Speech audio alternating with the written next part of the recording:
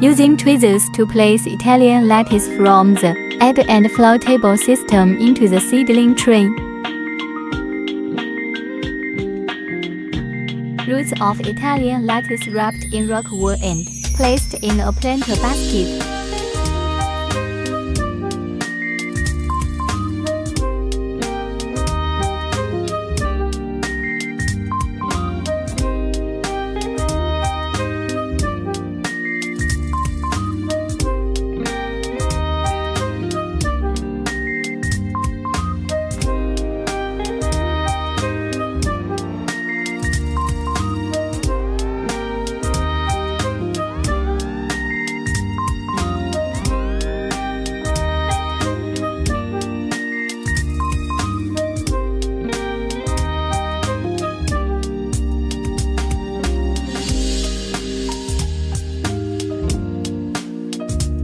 Place the planting baskets with lettuce in the planting holes of the tower system.